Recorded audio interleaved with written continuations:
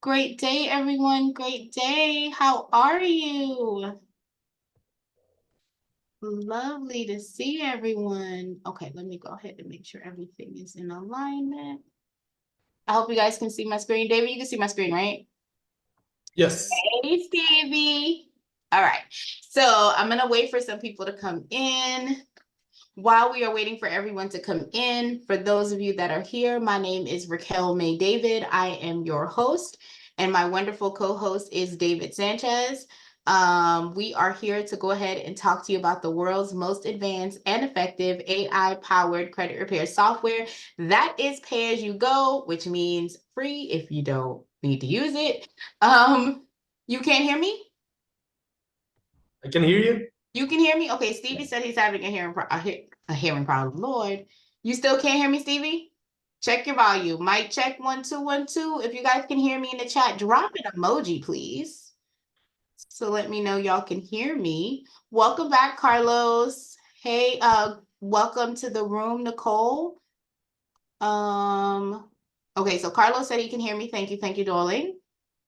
Nicole, I'm not quite sure. I haven't seen your name before, so welcome to our tribe here.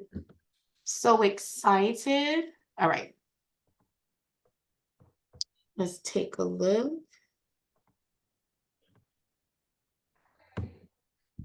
Let me put my do not disturb on because I forget to do that often with my good old vintage brain, y'all. Okay, so I normally try and give 5 to 10 minutes for everyone to come in the room because I know our time.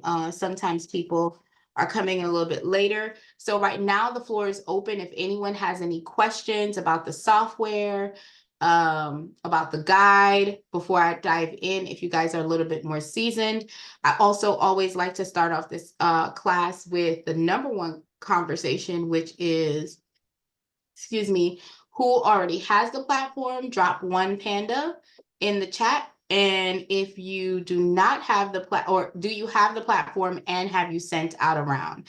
I know Mr. Carlos has sent out a round already. And he has a platform, so I love seeing him here. If you have any questions, Mr. Carlos, definitely come off of mute and ask him. I'm going to give the room about 10 minutes to kind of get in. Hey, KL Mitchell, welcome to the room, darling. Question of the day so far is, do you have Panda? And have you sent out a round of disputes already? Ooh, my friend Jason is in here tonight. It's going down. Hey, Jason. Not with the sharp profile pic. You better do it. I see it. That profile pic look crisp over there. It look crisp. What's going on? What's going on? I love it. Okay, what's up? Nothing, y'all. Today is Monday. Okay, so Brian is set in. Okay, Carlos, I had a little setback since the last time I talked to you. I still didn't send out the second round. My question is, what attack should I send? So what attack would you send in the flow guide? So let's go back. So for you guys that are new to the software, I am going to dive into this a little bit more. Before I answer that question, so whether you have pro or not, the guide is still the same, my love. So whether you're a pro person or you are free user, the guide is still the guide. So before I jump into the guide that I answer Mr. Carlos's question, I want to go ahead and point out about the community for Dispute Panda. So not only do we have a YouTube community where you can watch the replays for the video, we also have a community where if you have questions about the software, the platform, any kind of questions, you can come in here. And our wonderful mod, JM, he's always in here answering questions. Or that's the Dispute Panda team, which is 24/7. They're in here answering questions. Every now and again, if I'm in here, y'all, I'll be answering the questions as well. This is where you want to go once you have gotten the platform. So that way you have a support system that can help navigate you within the software itself. So whether you're pro or you're free, doesn't matter. The platform itself is here to help you get acclimated with using the software. Now, since Mr. Carlos has a question, I'm gonna kind of get started. I know it's only 5 after. So for the new people that came in, hey y'all, my name is Raquel May David. I am your wonderful co-host, and I say wonderful because it's about me, okay? And then David is your wonderful co-host. Why is he wonderful? Because his last name David, like mine, okay? His first name David, and it comes after my last name. So we meant to be, okay? We're meant to be. Our normal moderator here is JM, and he is the one that normally is in our chat. So please forgive me. Sometimes JM makes it for the Wednesday and Thursday pro call. So if it is just me and David, please grant me the grace that sometimes my vintage brain forgets to come on here, but I do open windows for you guys to ask Q&As and kind of get started with what's going on. One of the questions that Carlos had before we dive into the platform, I want to touch on really quickly. I normally do this within the segment of the conversation. However, I've been looking over the flow, and I've actually been paying attention in class. And I think the very first thing that's normally missing is how do I use this system and what do I do next, right? And under the training guide, no matter if you're in the actual Dispute Panda system or you're on the main page, there's a tab that says training. At the very top of the training tab is a free download. This download is going to tell you the most effective and available flow within the Dispute Panda platform. So if you guys are brand new and you're asking me, what do I do first? How do I handle something? The very first thing that you're going to do when you get into the system is click on the training tab. You're going to click on the free download, and it's going to tell you exactly what flow you are supposed to pick 1 month all the way to month 12. Does that mean that your client stays with you for 12 months? No, it doesn't. Some clients come in and they're with you for 6 months, which is my standard contracted verbiage. Plus my state has a requirement that they cannot be here that I have to get a new contract every 6 months. And then other places have it where there are different rules depending on the state. However, what Dispute Panda said was, we know that we have people who are trying to fix their own credit, or they're trying to get into the business and want to have a get up and go solution in real time as to what to do.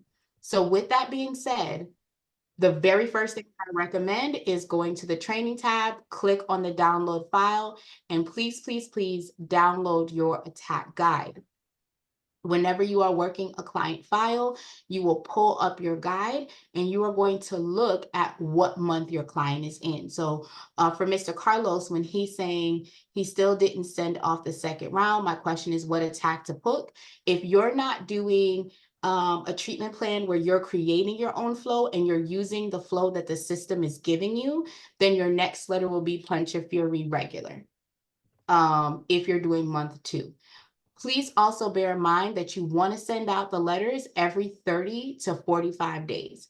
If you get to a 60 or further day from the first round up until the next round, I want y'all to understand you have to start over from the beginning. So if you have a person, I've had people come into the room and say, hey, I started, but I wasn't quite sure what to do. And I sent a letter out in July, or I sent a letter out in June, or I sent a letter out in September. If it has been 60 days or more since that first round of letter went out, you need to start from the beginning. And then grant yourself grace, because when you start the process and there's a gap, it takes roughly 60 days before you actually start seeing movement again. Okay, so you want to make sure that you don't fall out of sequence as much as possible. Again, I'm a 45-day company. That's just the way that I run my brand, so that it allows for the documents to come in, the mails to come in, the emails to come to the clients, all those good stuff. And for them to get it to me. Okay, because not everybody is using my app. Not everybody is uploading. I have some clients that are old school for real, and they put everything in the mail and they mail it to me. Okay, so that means I have to allow for the mail to get to them and then the mail to get to me. So just kind of keep that in mind. So Mr. Carlos, I know when you and I had the conversation, you pulled up the guide. don't forget when you go to work your client, pull out the guide so you know exactly what letter to pick.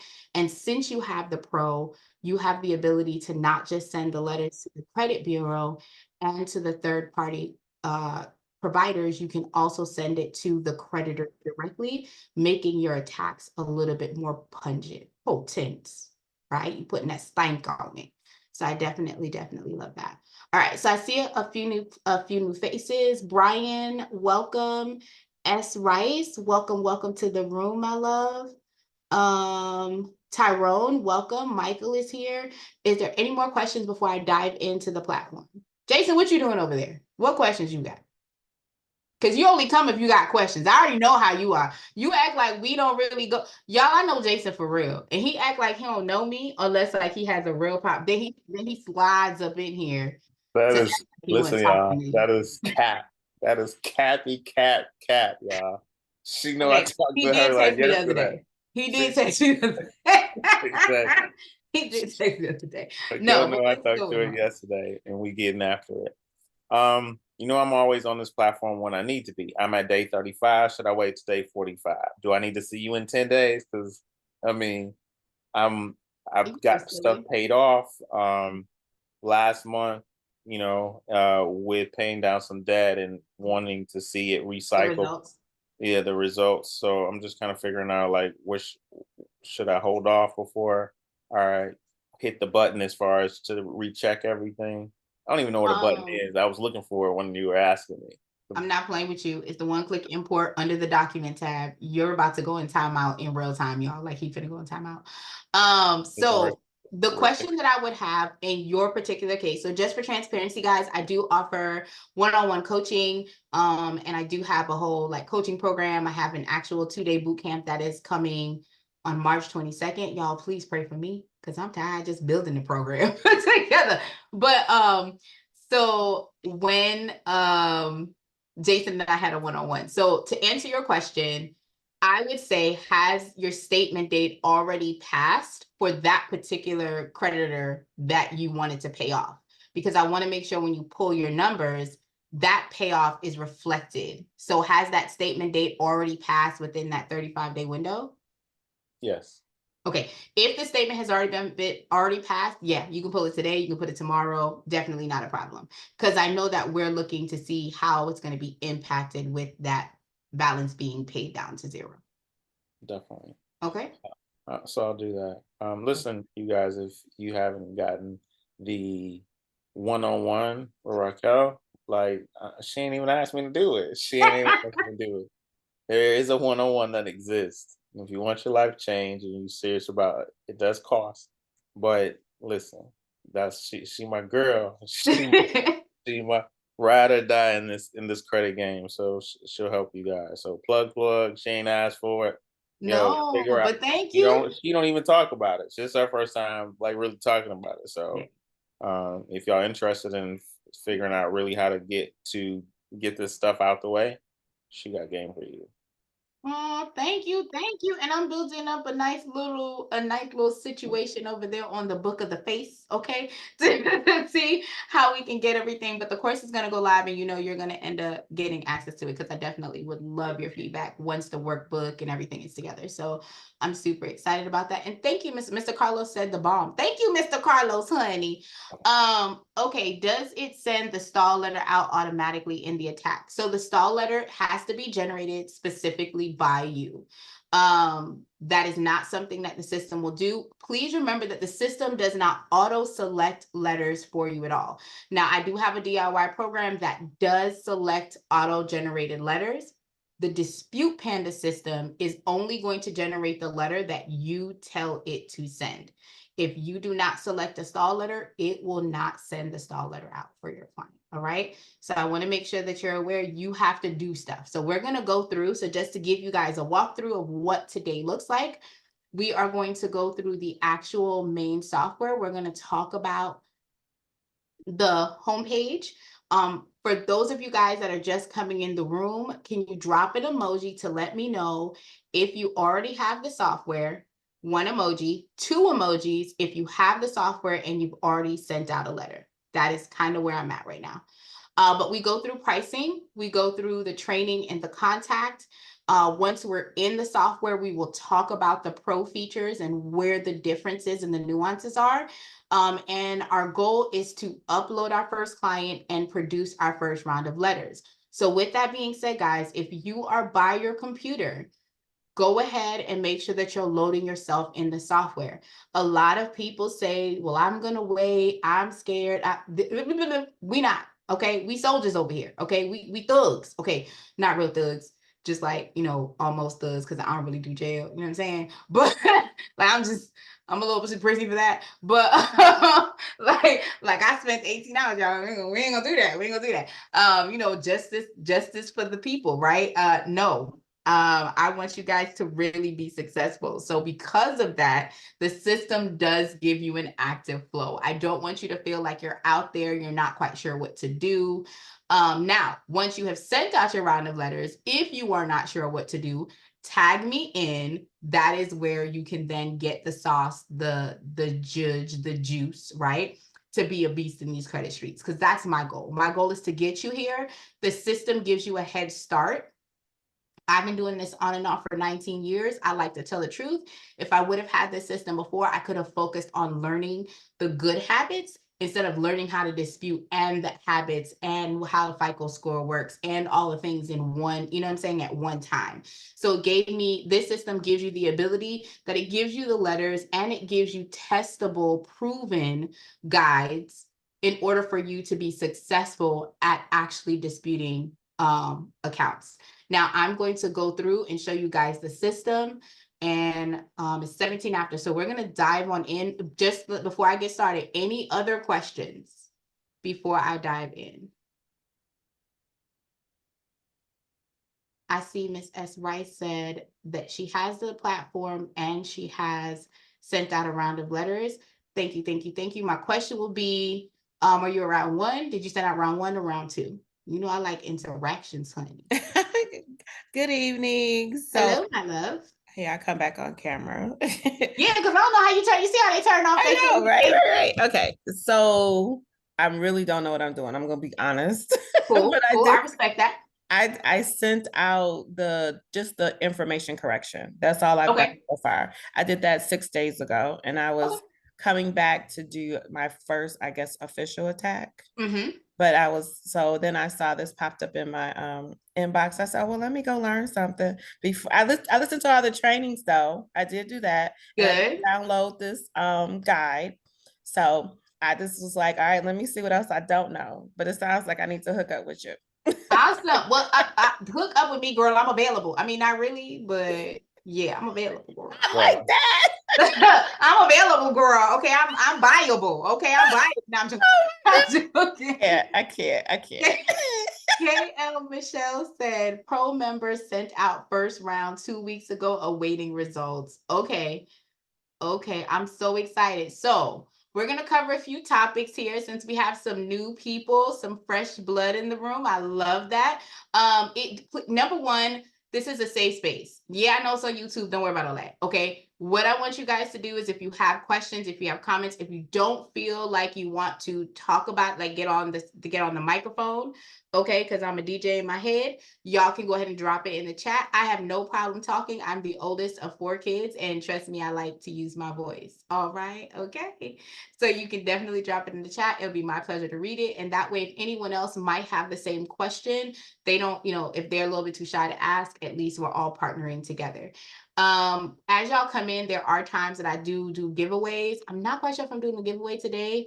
I'm gonna think about it because I like engagement. So I normally give away a lead magnet. I think I'm gonna do the same.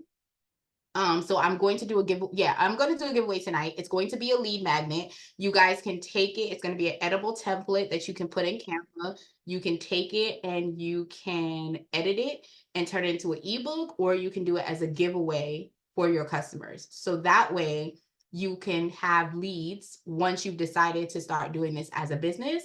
Or if you're using it, let's say you're in another industry, but you want to go ahead and start getting credit repair leads, you can utilize this as a nice little gateway to get somebody's email address. So I'm going to put my email address in the chat. If you guys can email me lead magnet, I will go ahead and send it to everyone that's in this room. Stevie, you don't need it because you already got it. So my bad, Stevie. You don't need it. But everyone else, I will get it to you. So, almost live now. Boom. All right, so we're gonna get started. From the beginning, I like to talk about money. So while we're going through this platform, not only I'm going to talk about what it might cost to you, but I'm also going to talk about ways you can get drip coin. Like, how can you make money without you doing anything extra? Because I like making passive income and just being cute, right? Who doesn't?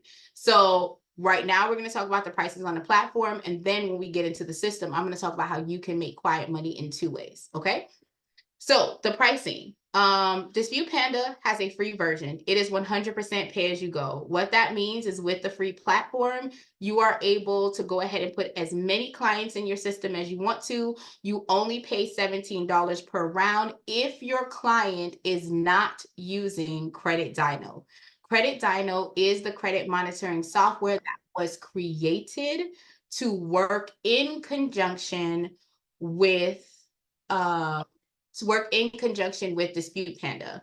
Sorry guys, so if you pause 1 second, Tyrone, if you can send me an email at that email address and in the title, just write send lead magnet, I'll make sure to send it because I've had people sometimes say, can you give me what you were talking about in class? And y'all, I am 43. Oh, I'm 43. Okay, I'm 43. My brain don't be braining. Okay, so just put it in the title so that I can make sure to reply to everyone's email in real time.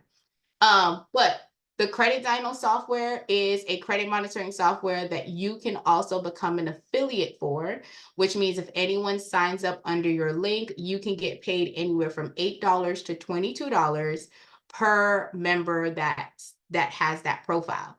If they also have the Credit Dyno, your attack round is completely free. So that means the software is free to generate, the software is free itself to house the clients. And then the letter generation is also free because you will not be paying the $17 if your client has Credit Dyno, okay?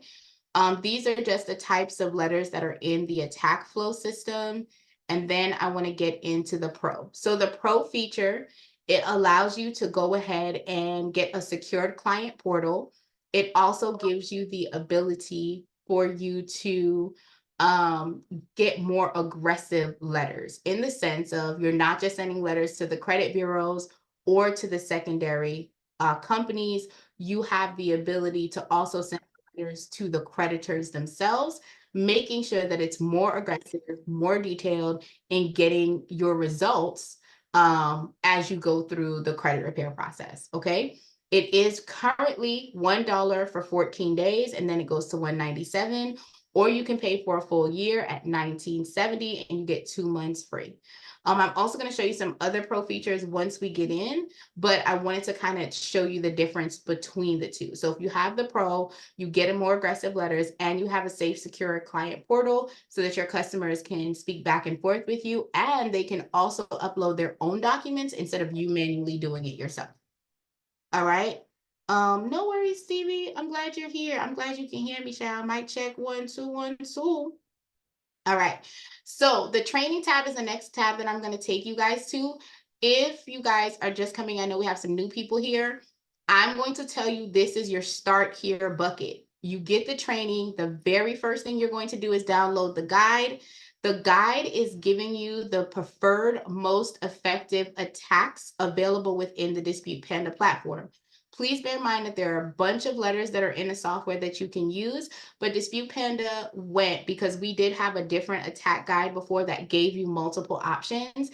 And there were a lot of people that we were finding coming to the platform that were learning to do credit repair for themselves and for their families. And it was getting very confusing with them, like, which one's more effective? Which one do I use? I don't really know which one to pick. So our team went back and then created what is the option if our client doesn't want to do certified mail, right? What are the options to help someone who's just coming out the gate get the most successful results in real time? So the flow is giving you 12 months of what you should do, what letters you should pick, in what variation. And then if you're a little bit more seasoned in the credit repair market, then it tells you when should you file a CFPB complaint, when do you send the static letters out versus when you don't, right? Because those questions were kind of out there because we had seasoned CROs in here and new people in that also wanted to learn how to flex in the system. So we created a flow that can encompass both, okay? So does the Pro come with a built-in CRM? So the CRM is there, period. Great question. I love that. The CRM is there, period. The difference between the Pro and the Pro and the free version is that with the Pro, your client has a dashboard that they're able to see. Where in the free version, you don't have access to your clients. The clients can't do anything. You have to do everything on the back end, upload their IDs, kind of get everything that you need from the clients. And of course, you generate the letters, no matter if you're Pro or you're free. Now, if you're looking for like email sequences or text message sequences, that is not an option with this software. This software is specifically made at this present time, because child, we've been grown over here, okay? This platform is specifically made to be a disputing platform only. So if you're needing anything additional, like if y'all are like me, I created like a whole sequence for like different things. So I have an email sequence if you're a home buyer, I have an email sequence if you're looking to buy a car, on tips for cars and stuff like that, right? So if you're looking for that type of activity, you can use Zapier and connect it with an email sequence, but this is a CRM that houses all of your clients' information. Great question, Miss Dallas. I love it, love it, love it, love it, love it. Okay. So of course the videos are here. So just for clarity, I'm here Monday, Wednesdays, and Thursday. Okay. Monday, Wednesdays, Thursdays. Me and David, we here bothering y'all. Okay. We here just trying to get y'all these good credit gems. Okay. Any other time. Okay. Remember that song? Any other night. You was calling me. Okay, don't worry about it. You can come here and what Jason was like, no. You can come here and you can watch the videos. I love the fact that Miss S. Rice said, hey, I watched all the videos. Come on, get into it. Okay. You'll know the sauce on what the tabs do, what the static letters mean, when to send the attacks, how to use the mailing system, everything that I'm going to go over today. However, I'm not going to go over these pulling in the credit report with these credit monitoring softwares. I'm only doing it with Credit Dyno. So if you guys are using any other software outside of Credit Dyno, Identity IQ, MyScore IQ, Smart Credit, you would have to watch these videos to get the sauce on how you import them in, okay? I like to do easy, quick stuff. So we are going to do that to respect your time, right? And give you guys as much window to ask your questions.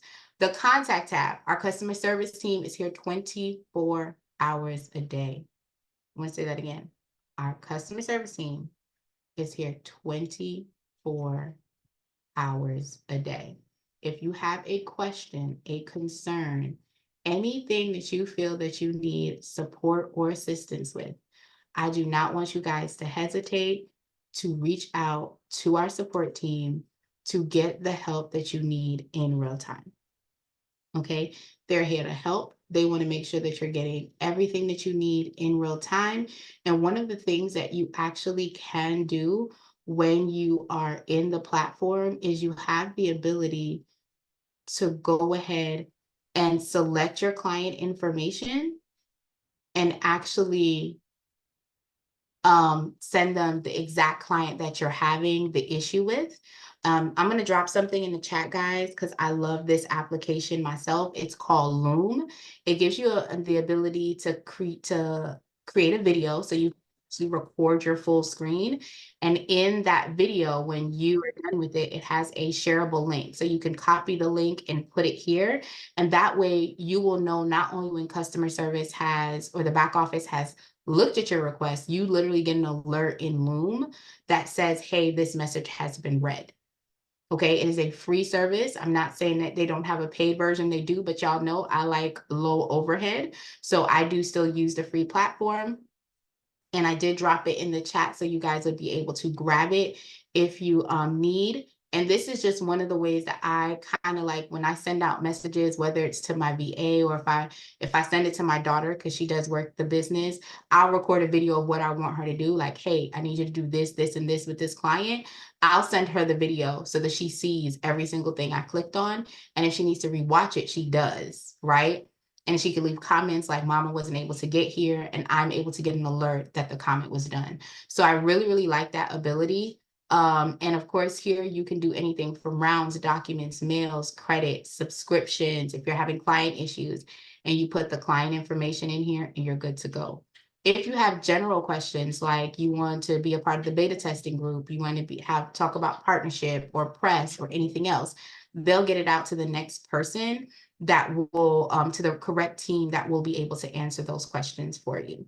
All right. So if you guys have questions, again, they're 24 hours a day, 7 days a week to help you be a beast in these credit streets. And look, got a little mailing address down there. Look like all. Okay.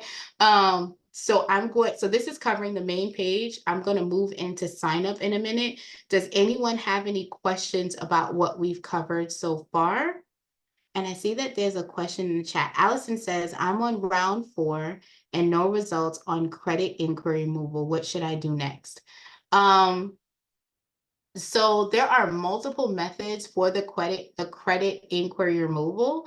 When you say you're on round 4, you've selected the inquiry every single round from round 1 to round 4, and you have also disputed with the secondary bureaus. Is that correct? Yes. I can be honest with you. I have different methods for inquiries. Inquiries are not easy to come off. My personal humble opinion, I have gotten bankruptcies off a lot quicker than some inquiries. Some people do the telephone method where they call it in because as long as the inquiry is not attached to an account, sometimes they're able to do the call in and get the back office of TransUnion or Experian or Equifax to get those inquiries removed. But what is, I'm so lost and have missed several meetings. Could we have a one-on-one? Absolutely. I will drop my link in the chat for you guys to book a one-on-one. But to answer your question, Allison, what I would say is to do the next round, but I guess I would have a little bit more questions. So just to clarify, the inquiries are not attached to an open and active account. Is it past the 6 to 12 month window, or is it still like a new inquiry? Like it's within the last 6 months? I like to ask follow-up questions. Yeah, I would say keep disputing, but I also throw in a tactic after month 6.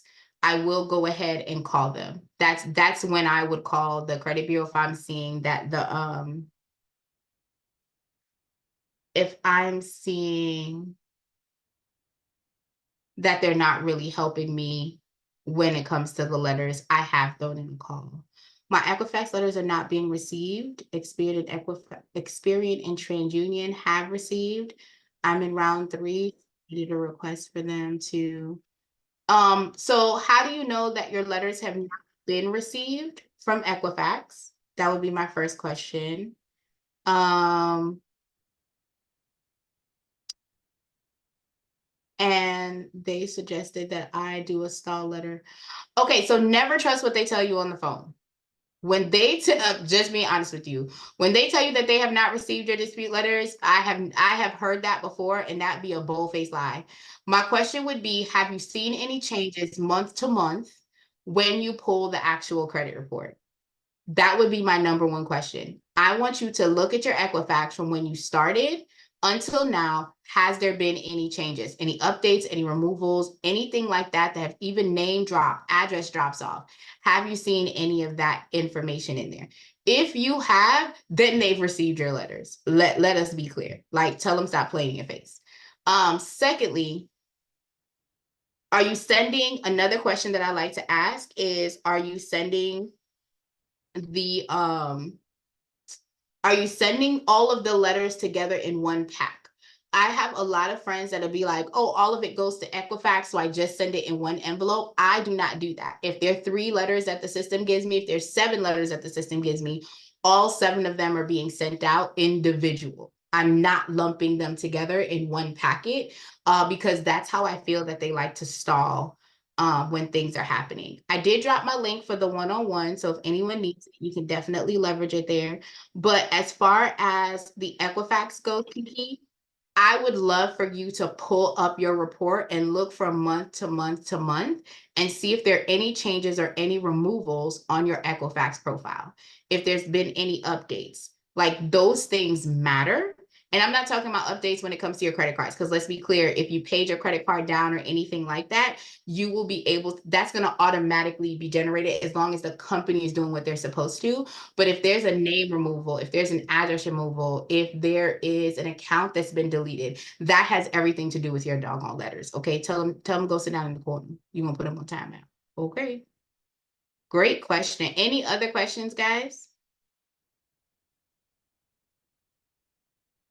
I saw we have some new people in. So hey, Laquita. Hey, Miss Claygirl, welcome. Mr. CEO Neff? Is that Neff or Niff? Work with me. I knew. And welcome to the room. Hey, Kiki, thanks for dropping your question in the comments. Love it, love it, love it. Yo, Bess, thank you. Ashley, hey, girl, hey, welcome to the room. All right, so we're gonna dive in. If you guys don't, you have a question, go ahead and ask your question. You can come off of mute if you like, or you can drop it in the chat. Oh, I'm finna beat these kids. Y'all hear them kids? In a tussle with a 6-year-old. It's about to go down.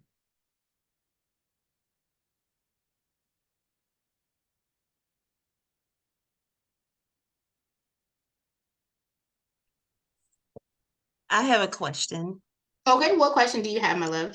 I don't know if it's related to what y'all are discussing now, but I'm having a major dilemma. I thought I was building my credit score up, and I have a American Express Platinum card, and a lot of things came up last month, so the limit on this card was extremely high, and they dropped all of my other credit score limit, not scores, my limit down to like 100, 200. I had like $2,000-$3,000 limit on all of my cards, and now they're like, and it's like 7 credit cards. They all did the same thing. So I called to see what was going on, and they said they did not lower the limit. They said the credit bureau did it. That is not. That's not true. The credit bureau does not approve a limit. The company does. Well, So that's think what I about was the fact that you're a company. The credit Mhm. bureau cannot tell you to give me $6,000, right? So if the credit bureau didn't give you permission to give me $6,000, they cannot come in and make you lower it. Now, there are other activities that can happen that can make the company decide on based on a soft pull, right, as to whether or not you're at risk to not pay back. Like if you're utilizing higher credit limits and things of that nature, or your limits are really high month after month after month, that might impact that company's decision as to what your limits are going to shift to. But it cannot be changed by the credit bureau. Your limits are subjected by your credit score, your activity, and of course, some companies have like a certain debt to income ratio that you have to have in order for you to be compliant. So for them to say it was the credit bureau, so you're telling me all 7 of the cards said the credit bureau? Yes, most of them said that. It just all happened kind of simultaneously. Like within 1 month, all of my credit limits just dropped. And at least 3 of them said that it was reported to them from the credit bureaus that they did not lower the limit. And I didn't want to ask for my original increase because I didn't want any more hits on my report. So I'm sorry, finish the sentence. You're saying that they told you that the credit bureau told them what? They reported something to lower my limit. So I want to clarify what they're saying to you. They're not saying the credit bureau made them lower your limit. they're telling you that information from the credit bureau is Right. the reason that triggered that lowering, which is basically Right. what I said. But they Mhm. can't come in and lower the limit, right? The credit bureau is sending information. There's something that happened on your profile that made you seem to be risky once they have pulled your credit report. But I've been paying all of my credit cards on time, like every month. I know what sparked it is because I ran my Amex card up to like $12,000, but now it's down to 3.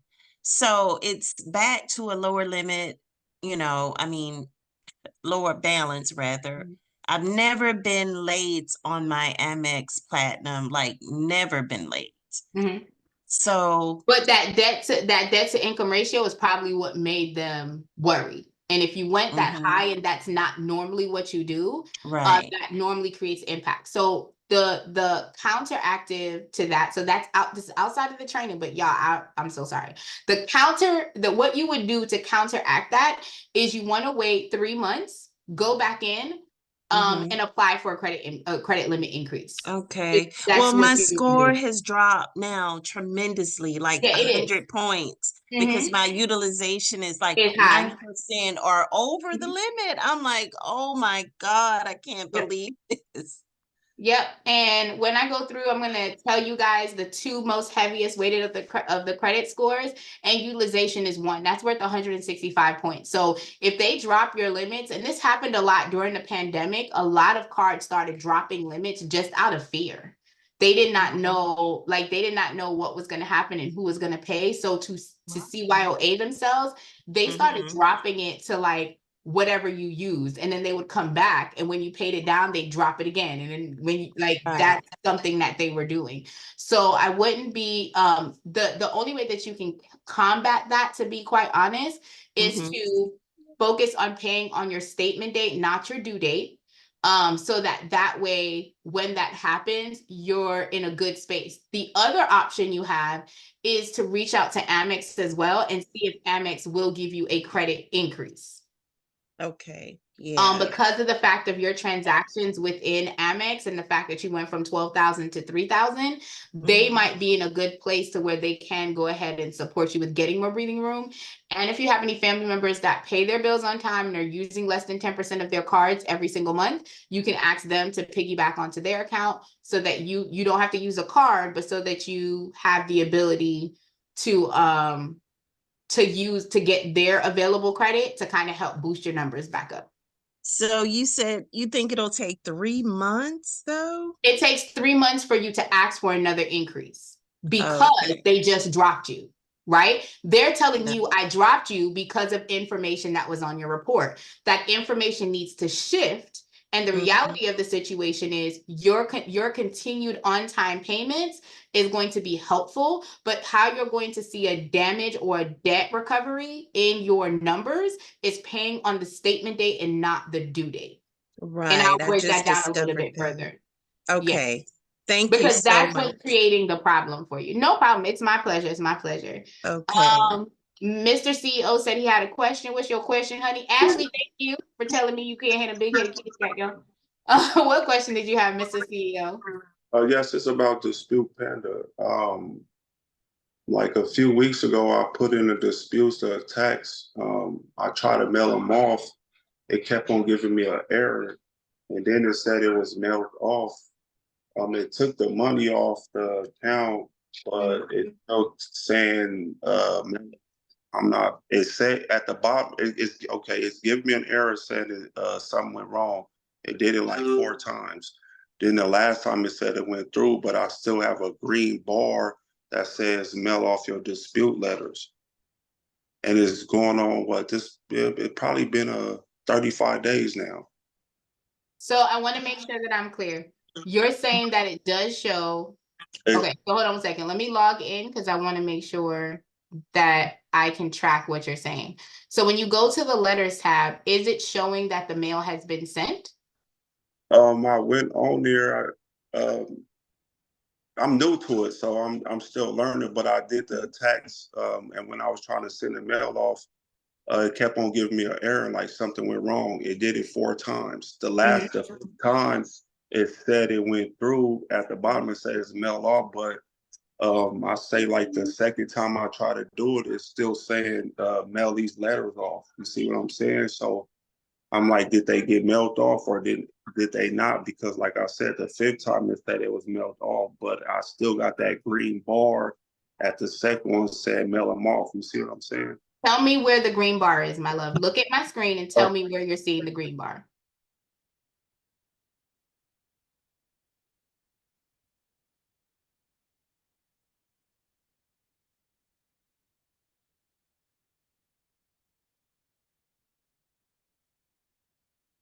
Are you talking about in the attack screen? It's showing you that. Is this what you're talking about?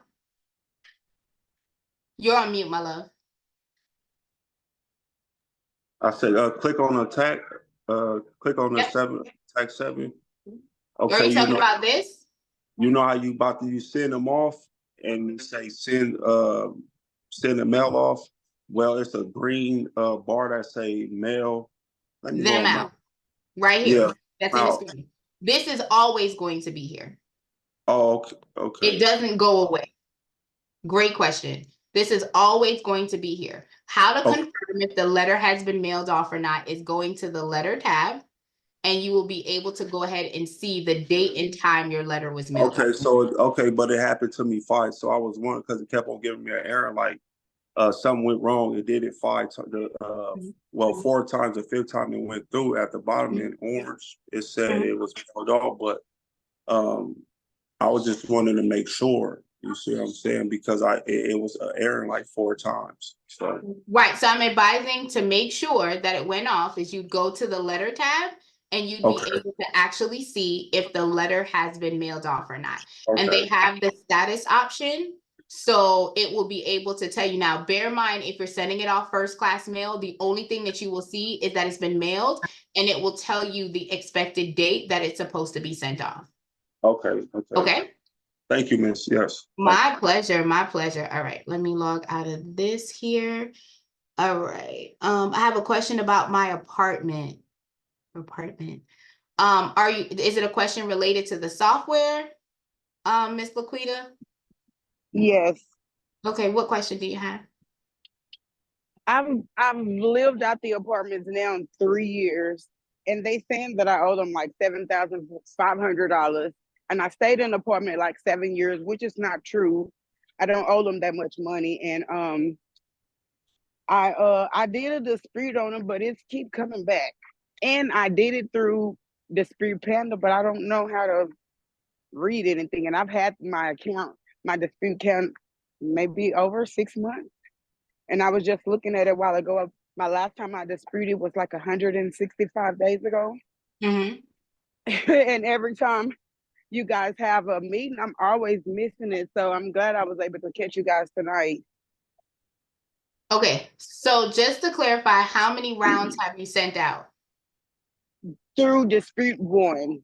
Okay, so and then I'm sorry, I did it last month also through Experian, because I got it off of my TransUnion. I got it off of my Equifax. It's only on TransUnion right now. Okay. I'm sorry, it's only on my Experian right now. Okay, so 1 round is not going to be enough to get everything done. So if you're asking what do you do next, you're going to go through the flow and you're going to pick the next letter and send out the next round of dispute. However, because that dispute that you did says 165 days ago, you have to start from the beginning. Oh, okay. So there is a certain amount of time is required between each dispute. You have to allow I'm doing the it. credit bureau 30 days to process the letter. And if you do not send a letter within 60 days, the system is not going to process the next letter as a sequence. Everything is supposed to be done in a sequence. So if you waited 165 days, you have to start from the beginning, and then you're going to send out a letter every single month. Every 35 days is what the system offers. Okay. I got you. Thank you so much. Anytime. And one more other question. can I also print out my credit report showing that it's not, because it should be showing on all three, right? And it's only showing on Experian. Could I raise that as a question? Yeah, I've written a manual letter to the credit bureau sending the other credit bureau's information, like just that snippet, showing that it's Yes. not reporting on that credit bureau and if they can remove it. I personally have drafted a letter like that. However, Dispute Panda does not have a letter like that right now in the rotation. It is being created. Okay, but it wouldn't with me, and this is my last, I'm sorry. Okay, would it, if I send it on my own through Experian, will that affect Panda? What I My will tell you dispute is that through whatever Panda? dispute you're sending outside of the Dispute Panda platform, you need to allow 30 days before you Okay, decide to send okay, another okay, response. okay, So don't double whether stack it. it's whether you're disputing directly through Experian or if you're disputing with Dispute Panda, you have to allow them that 30 days to process before you send something else. So if you've already disputed with Experian in the last couple of days, you need to take your hands off of it, set your calendar for 35 days, and then come back in and dispute again. Okay, okay, thank you so much. My pleasure. Great questions. What do I do if they send an email saying that they think it's a third party? You're going to send out a stall letter that's located in the static letter format. And I will show you guys that once I get into the system. Great question.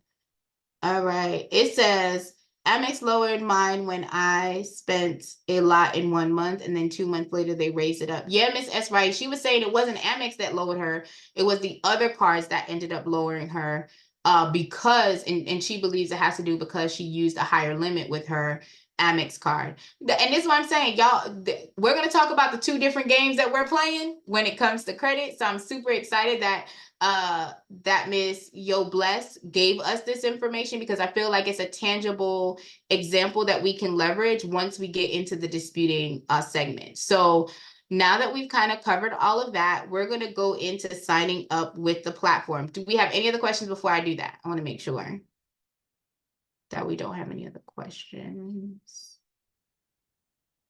All right, all right, all right. Let's get into it. All right, so when signing up for the platform, I want you guys to understand that this is your information. Your name, your address, your information is what's going to be plugged into the system. If you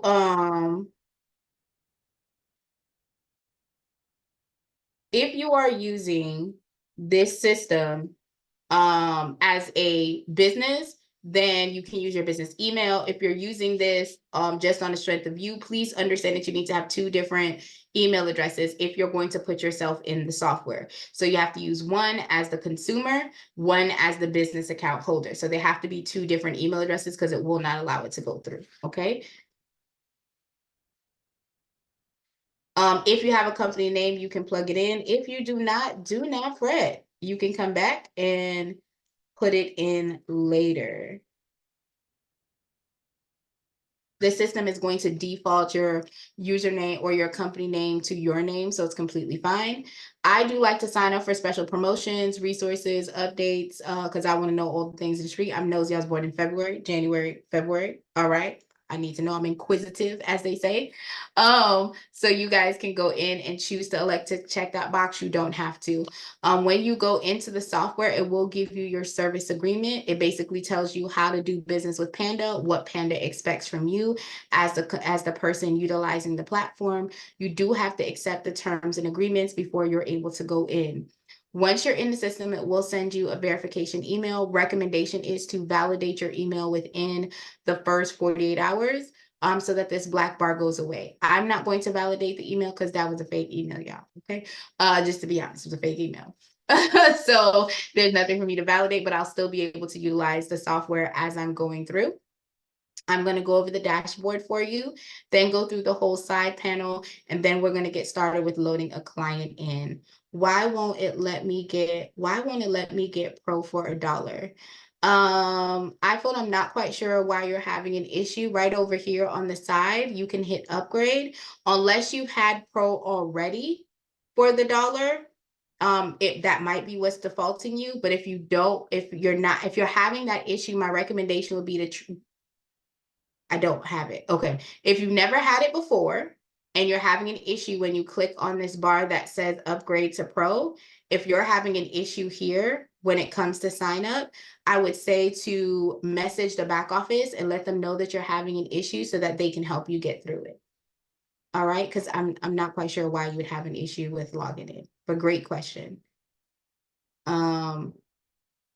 As you see, it once you click on the button and you click upgrade, it literally takes you through and you can hit start trial, and all you have to do is enter your information. If you're using a prepaid card, that could be an issue, or a Chime card, that could be an issue as to why you're having a problem. But I also, yeah, I'm not quite sure. I would say send a message to back office if you're still getting that error message. Great question. All right, so on the main dashboard, it gives you an option to search your client up at the top. You do need to go ahead and type in at least 3 characters for the clients to pull up. You can also get the client over to the left, and I'll show you that in a moment. If you want to know what rounds you're on, what missing documents you have, or any upcoming birthdays, you have that information here. As it says here, you can go ahead and click on upgrade to pro, and you can put your card information in there. You can also earn free referrals, and I'll show you another place where you can get to this, where if you are referring Dispute Panda to mortgage brokers, lenders, or whomever that might want to get into the credit repair game, you can also earn credits. That is not live right now, but you guys can accept it so that once it goes live, you can get paid commission for that option. Also, so that was one quiet money. The other option is Credit Dino, where you have the ability to sign up. You can get $8 to $22 per person that signs up. Please also don't forget that Credit Dino gives your full 7-year credit report for your client, and it also gives you a free round of disputes. If your client is using the software, you get it every 35 days, you get a free dispute round, okay? The client tab allows you to see your active, inactive, or import a client into the software. So if you're using another software and you're wanting to come over here, you can go ahead and use your CSV file. If you're having an issue with the CSV file, do not fret. You can literally send the CSV file to the back office and they will be able to go ahead and update it for you.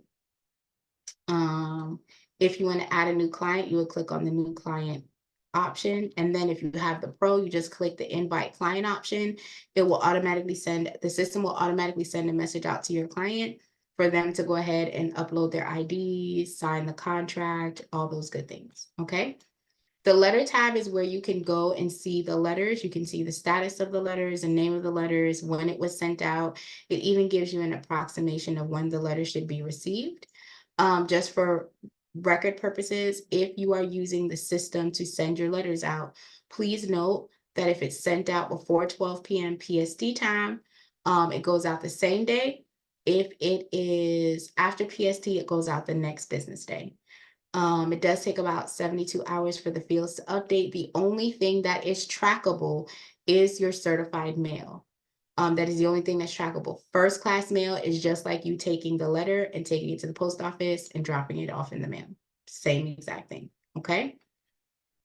The inbox is a pro feature where you can have conversations back and forth with your clients. The report tab is where you are able to go ahead and share your wins. So this is what it looks like on the company level. There's also an option on the client level when you're on the pro. So you're able to see what has been deleted, how many dollars, cents, quarters, nickels, dimes, okay, got removed from your clients.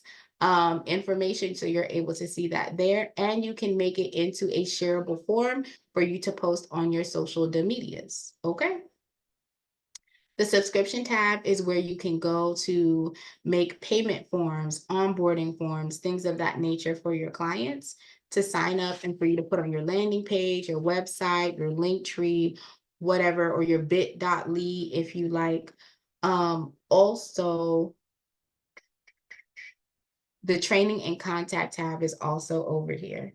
Now, the balance tab is obviously where you can go for billing, but I'm going to take you through some more things for you guys to see. So this is your profile tab.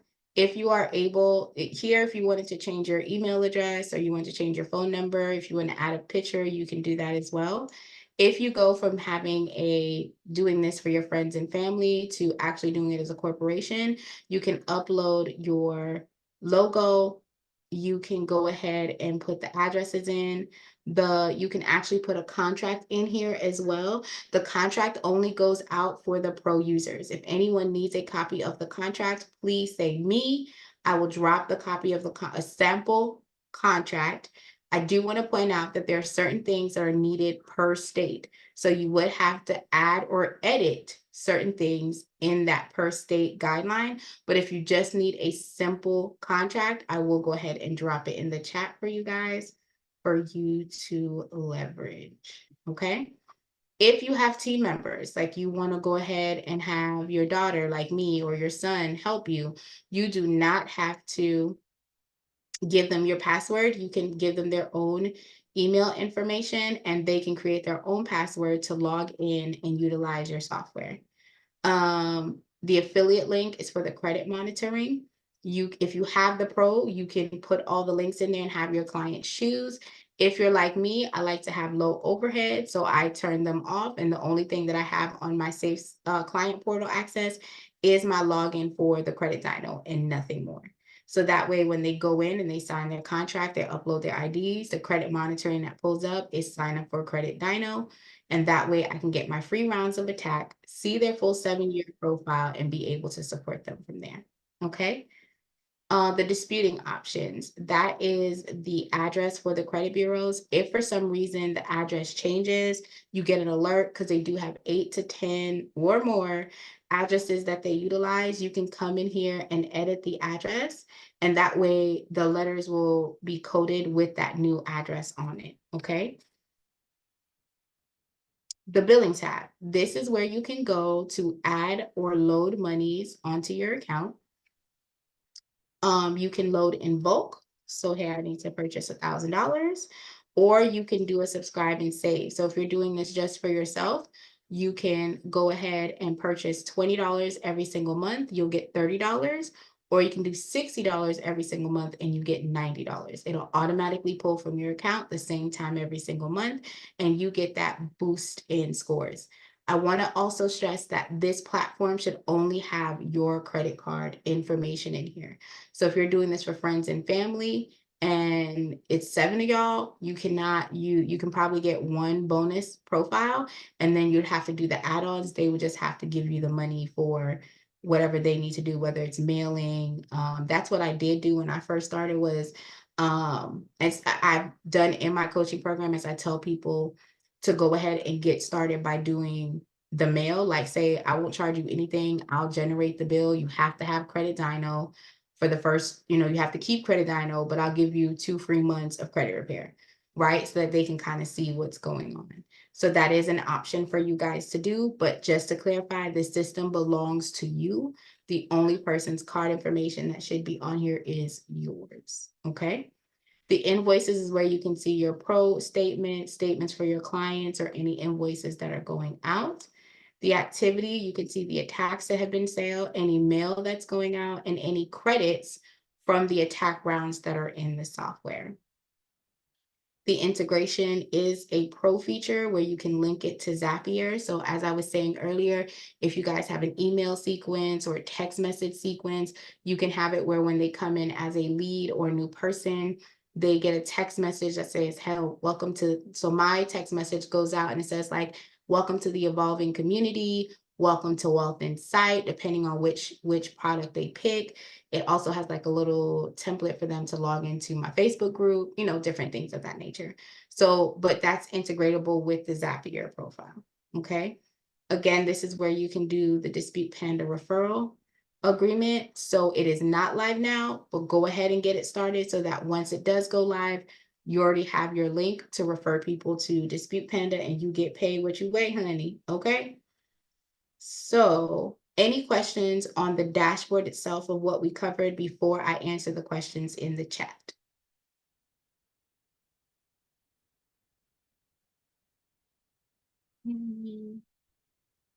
Welcome, Tammy, to the room. I'm so excited that you're here. Okay. All right. Question in the chat says, what if I get 2 stall letters? Is it best to upload to Experian if it asks for verification? So I personally fax, mail, and upload my clients' dispute letters. That is something that I personally do. The stall letters happen because you're not necessarily, because they like to stall. I can be honest with you that I still get stall letters. However, they still remove my stuff, but it does have a lot to do with how I package. So Miss S. Rice said that she sent her personal information letter off first. That's kind of something that I do straight out the gate before I even start disputing the client's profile, so that before the first letter goes out that says, hey, this is what I need, they legitimately have legitimately have my information. But just for transparency, the credit bureaus will still sell a stall letter. That doesn't mean that they're still not disputing your profile. They will still dispute. 97% of the time I've seen that they still work on the file. You just want to make sure that you answer the stall letter within the 14 days after you receive it. And when you answer the stall letter, and I'm going to show you that when we get into the platform, when you respond, you want to also resend the dispute that you originally sent out. So great question, iPhone. But I personally do upload my Experian file as well. I converted over from CRC and I was having a hard time importing into Dispute Panda. The support staff from Dispute Panda helped me with importing and did it quickly. They did it Sesame Street style to help me out. Super helpful for everything. Thank you, Miss Mitchell. I'm so glad. I'm so Miss Smith, I'm sorry. KL Mitchell said that they had a really good time getting support to help import their clients over. That's what we love to hear, because our back office is thebomb.com. Hey, Mr. S, welcome back to the room, my love. All right, so I'm gonna load myself in as a client. What I'm going to tell you is, because I do families and sometimes there's a senior, junior, the third, the fifth, whatever. I do like to get the middle name or the suffix. However, if your client does not use their suffix, so if they're George Foreman the fifth, but they don't use the fifth, then in that particular case, you can just leave it off. It is not required. The only thing that is required is the first name and the last name, okay? Oh, I got that on. What if I already sent out letters by mail and I changed my mind to print the letter myself? Does it matter if I print the letter again? What I will tell you is that if you're going to print the letter out, if you already told the system to mail it for you and you want to physically mail it out yourself so it can have the geotag of your location, you have to do that within a 14-day window. If it's outside of that 14-day window, do not do it, because it's going to look like to their end that it's a frivolous dispute. Okay. Can I just upload my dispute instead of mailing it from the start? So best practices is to mail your disputes out. That is the best practice. Even when I was doing fax, it was always fax and mail. Because you want to make sure that you're following the protocols according to the FCRA. So mailing is it's not an either or, it's an addition to. If you want to just upload it yourself, please bear in mind that not all the credit bureaus allow uploads where it's like easy to do. But if you decide that that's what you want to do, that's completely fine. Best practices, you're still mailing and you're doing the upload. Great question. Hold on. What if my report have my UPS box? Is that a problem? Does your supporting doc have your UPS box? If your supporting documents that you're sending in does not have your UPS box, then I wouldn't be concerned, because remember, you're giving them your identification. So if your driver's license has your home address and the bill that you included has your home information, then that is validating that this address is yours, and the request should be to remove anything else that's outdated. Great question, Ricky. Bobby at gmail.com. Let's do 227. All right, so you're going to put the phone number in here, the last 4 of the social. Now, when we get here, you are going to want to put the address here. If there is a unit, an apartment, a condo, whatever, you put it on this line, but everything else is going to go into its designated box, okay? I don't want, you shouldn't, sorry, you should not put all of the information on one line, because remember, this information is going to be printed out on the letter for your client. So you want to make sure everything is in its right box for processing. Now, before I go any further, I want to go ahead and touch on the identification portion. There are only two required spots. See, it's red right here, so, right? Identification and the proof of address. The optional is just that. Your social security card is optional. The exception to that rule is if you're using your social security card as the proof of identification. So if you're using the social security card as proof of identification and using your paycheck stub as proof of address, you do not need to put the social security card back over here. Again, your social security card is optional. I use a social security card if my client's address does not have my client's ID does not have their valid address on file. If they have moved from Kentucky to Texas and they do not have a Texas ID, at that time, I will go into the system and ask for their social security card or their passport or their marriage certificate or their divorce decree. Anything that says this person is a tangible person, that is what I'm going to leverage to go ahead and maneuver. However, if you have a driver's license, the driver's license and the proof of address, they both need to match. Okay, they both need to match each other. Just for best practices, if you're using a utility bill, cable bill, water bill, gas bill, right, residential address bill, you want to update that billing information in the system every 60 to 90 days so that they don't use that as a stall tactic to not respond to what you're having going on. Okay, just a quick tip. So now we're going to get into actually loading the client's documentation in. So one of the things I like to point out is that the system itself has a wonderful snippet tool. So your client is giving you this long drawn out page. We don't need all that. They don't need to know your client's business. They don't need to know your business. So you're going to drop it down to just what you need, which is the date. You're going to crop it out. And this is going to be the information that you're going to send over to the credit bureau. Just that little spot. How you know it was uploaded correctly is because the box itself is grayed out. Okay. Now, the goal is to get all the documents on 1 to 2 sheets of paper, no more. So you want to crop out as much as possible so that you can achieve that physical goal.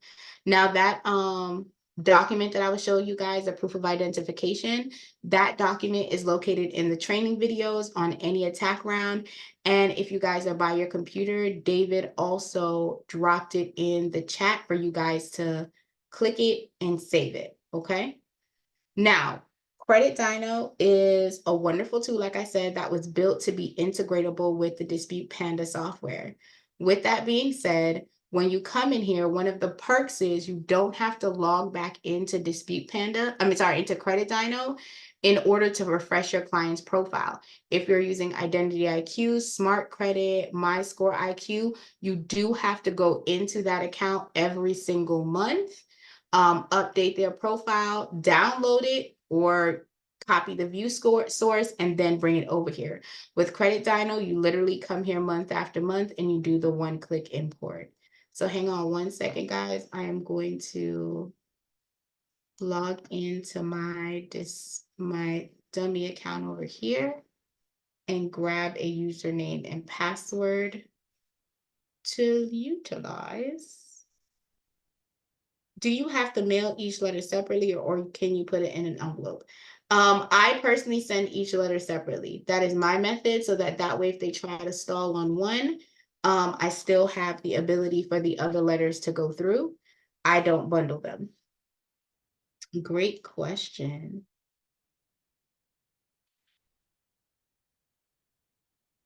And just for records, when the system is doing it, the system doesn't bundle it either. So if you're having the system mail the letters out, they're sending out each letter individually.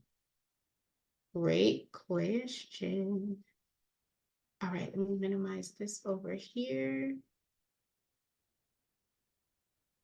Boom, all right, so as you guys can see, I've uploaded the actual credit profile and it says, thank you for using Credit Dyno. You've earned 1 free round of attack. So now if you can look, it tells you the free attack award is awarded per client per month every time a 3 bureau pull is completed, right? It's limited 1 attack per 35 days. So when you come in here, you'll see the 1 attack over here on the side. So you know that it's actually in your bucket for you to utilize. Once that is done, the dispute tab is going to open. I want to clarify that you cannot pick an attack until you tell the system what you are disputing. It has to be you select something first and then you go into the attack realm, okay? So it's going to break it down into categories. I want to point out that the public records may not always be there. If your client does not have a bankruptcy, if the client doesn't have a judgment, if they do not have a child support lien, you will not see anything under public records. You will only see the hard inquiries and then you will see the accounts. Do not be alarmed if you don't see anything on the public records. That just means that's one less thing that you have to completely dispute, okay? With that being said, when you're going into the system and you're searching your client's profile, one of the things that I definitely think is great for you to do is search the profile. Now, I particularly know that this client doesn't have any open Capital Ones, but I'm going to show you how to search it to see what's going on. So you're going to search. So in this option, you see how it says CRB? This is cross river banking. But until you get a little seasoned, you might not know. So like you'll see THD, that's the Home Depot. Don't get alarmed if the abbreviation is different in the inside, but you want to get to know these verbiages, and you will as you go through, okay? So in this particular case, if I search CRB, nothing's going to pull up. It's just going to tell me that same one. So I'm going to search separately on each side. And now I'm able to go ahead and see they do have a seed account. It's with Cross River Bank.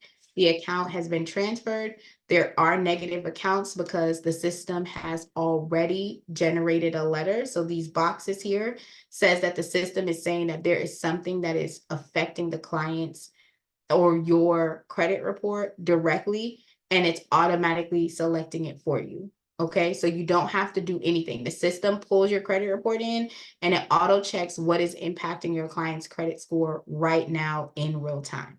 Okay, so since that account is closed, yep, I'm gonna go ahead and do the inquiry. You would do the same thing for each inquiry that's on file. You're making sure that there is not an open and active account down here. That is best practices for credit cards. I've had people say, well, what about an auto loan? What about a mortgage? Hey, if y'all want to do it, I'm going to tell you best practices not to do it with any open and active credit card because you run the risk of that credit card being closed. Okay. Once you have that done, the system has auto-selected everything, you can save. But I want to point out a few things and just kind of give you guys a highlight of what my consultation looks like when I have conversations with my clients. So for instance, with this particular client, I would click the I. It's going to give me a summary. It's telling me it's an open account. The balance owed is $13,040, right? It says that it's in dispute. The amount that they're paying is $315 per month. It also says the credit limit is only $11,600. So now when I'm having a conversation with the client, I'm talking about the payment history. The payment history is worth 192.5 points approximately in your FICO score calculations. Understanding the FICO score runs from 300 to above 850 now, but in order to get to 850, you need to get max points in 5 areas, right?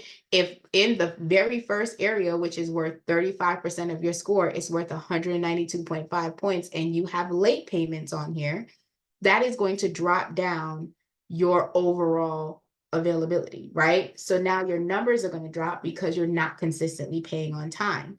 So I have that conversation about, hey, what does paying on time look like? So to the point of Miss S. Rice, when she said she utilized the Amex card, one of the tips and tricks that I give my clients on the call is, I don't care how much you use the card. I personally use my credit card for everything. My credit card purchases my food, it purchases my gas. I pay my rent with my credit card because I have cash back, and I have another credit card that gives me travel miles. So depending on what I'm doing or depending on what perks that card is giving me, I'm using these two cards interchangeably, which means the cash is just sitting in my bank account until it's time for me to pay the card. I pay the card 2 days before the statement date is about to close. with me utilizing the card so often, right? So I'm utilizing the card and then I'm turning right back around 2 days before the statement is about to close and I'm paying that balance down. The credit card company is seeing me use the card, but the credit bureau is seeing me keep a low balance. So that way, even though I'm playing in these credit streets as we need to, I'm playing the right game with each segment of my credit score.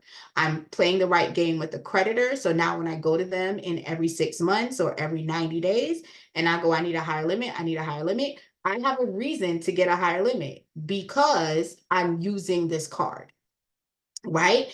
And then when the credit bureau or when that same creditor goes to pull my behavior, they're going to see that my balances everywhere else is very, very low, right? So there are 2 ways that you're wanting to leverage what you're doing.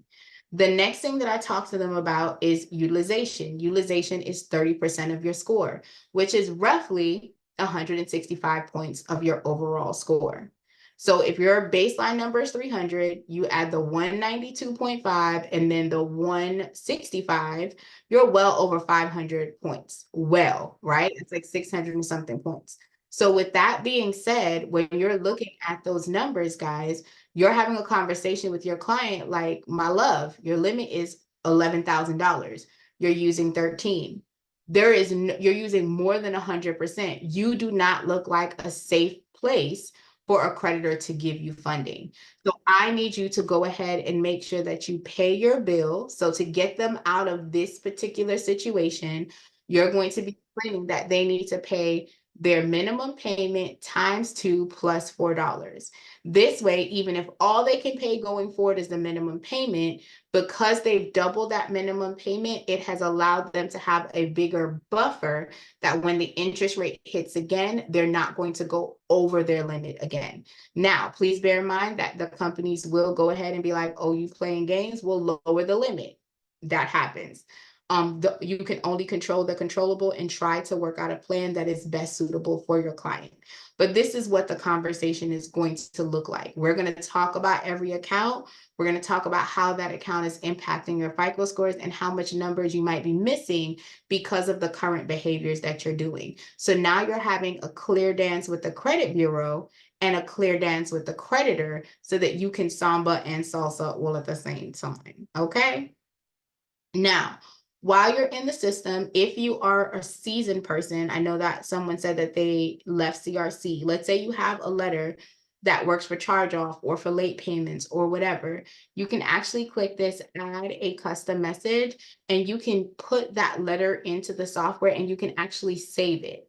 What will end up happening is the attack will come out with all of the standard attack flow that you picked for all of the other accounts, but this one letter will have that flow or that verbiage that you specifically allocated it to say for that one account. So you're able to go ahead and let's say you have a late payment code that you know that you can use. You can put the late payment code in here, say use template, and then that letter will generate only for CarMax, right? All the letter that you generated for the system to do systemically for all the other accounts will still be printed. If you have different letters that you like to use, you can plug in each one of those letters as well, right? We want to make it simple and easy for you. If you're like, never mind, I want to do that, let me remove it. Boom, bam, pow, you hit remove, you're good to go. Once you have reviewed all of this, you're then going to go ahead and hit save filter. Then the attack round comes in. When the attack round comes in, according to the flow that is provided, if this is round 1, you're doing the Punch of Fury, Supreme Boosted. If you have the Pro, you are clicking the button for the creditor letters. You are also doing the static letters, and you're going to pick handwritten for the first round.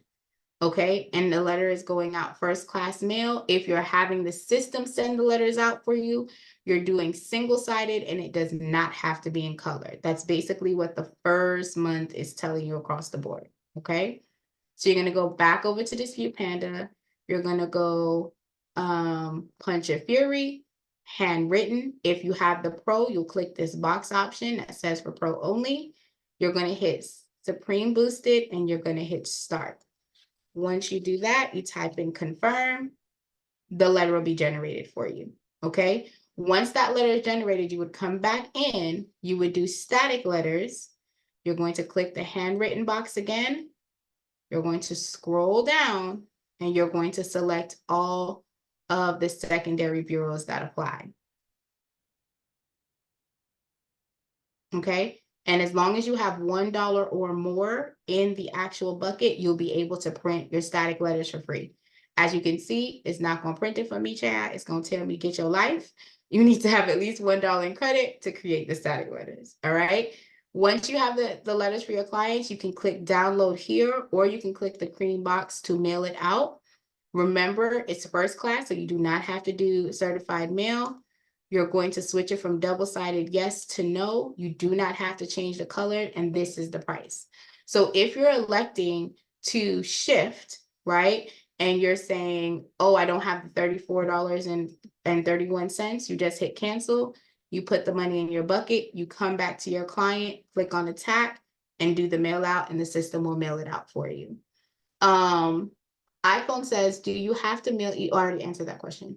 What if I didn't update my name or my addresses? So every single letter that goes out has personal information included in the dispute letter. So it says, this is your name and this is your address. So I personally, when I teach everyone the flow, how I do it, I tell everyone to send out the personal information first. Hey, iPhone, you had another question? Hold on, sales administration? So, Sir. Did you have a question? Okay, I guess iPhone didn't have a question. So it says, do you have a good letter for charge off? I use the letters that are in the system. a recall. They've been working for me. And this flow is ideal. This flow here is ideal for what you're needing if you're doing charge off, repos, bankruptcies. I used a bunch of Fury, and a client has only been with me for 30 days. And that client has a bankruptcy that has been removed off of one credit bureau. We're still fighting the other one, of course, but that was a great accomplishment for that particular flow. And I used a punch of Fury as round one for that client. Did you have another question? Yes, I was saying the credit bureau, they don't remove like the name, the extra names off the account when I send the information that is in.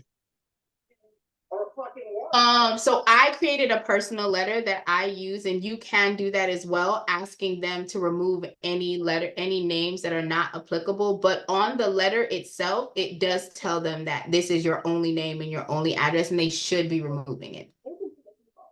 Okay, thanks. You're welcome. Great question. Anyone else?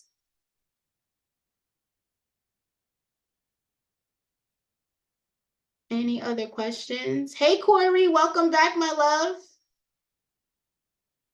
Hey, Dino, Mr. Washington, Mr. Brown, welcome to the room. Oh, so just the rest of the tabs, the history tab will show you the letters that were sent, the credit report, and the credit scores if you have multiple scores that go out. The invoice is just a tab where you can go ahead and see the invoices that are outstanding. And the note tab is where you can leave different notes. So personally, to give you like a reference point, when it comes to the note tab, if I'm dealing with a bankruptcy client, I put in the note tab that I sent it to the bankruptcy court, that I also sent it to the 7 other places that I found that they might be holding it, or 4 other places that I found might be holding the bankruptcy record. Like that type of stuff is what I put in there so that I can track the notes. What question do you have, Corey?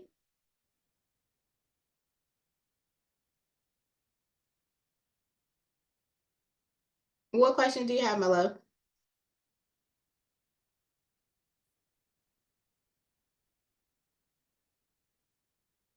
Okay, Corey raised his hand, but he's not saying anything.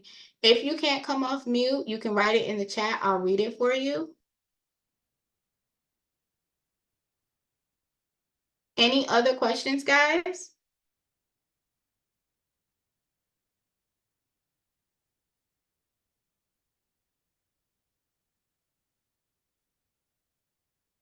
What does the pro include? Great question. So the pro includes the ability that if your client is using Credit Dino, they have if if you're using Credit Dino, you can also generate the letters to the creditors as well as to the credit bureau. Also, you can get the reports option, which will show you exactly the track of what you've been able to do across the board for your client. You also get a safe client access portal, so your client will be able to go ahead and log in and get a dashboard, put in their own IDs, things of that nature. You can also send the contract out to them that they're able to sign, and there are placeholders for you to put their name in, so it will automatically pull it from their database. And you can also link the payment processor together. So that way you're able to have the merchant service work and bill your client over and over. And that's primarily what comes with the pro. And we also have a call on Thursdays if you have any additional questions about the platform. Go ahead, Corey. What questions do you have, my love? Hey, what's going on? Nothing. All right, I'm sorry. Listen, I've been trying to, I kept missing the meetings, but all right. This is what my personal credit like. Now the first thing is, like I said, I was supposed to have got with you with a meeting, but sometimes it's like, especially with this, it was like one account, two accounts, it's this medical accounts that I had. They were old. I don't even know how they got up there like that, but they would get removed and then they would add them right back up there. So then I sent that letter saying that, you know, they had to do whatever, and they still up there.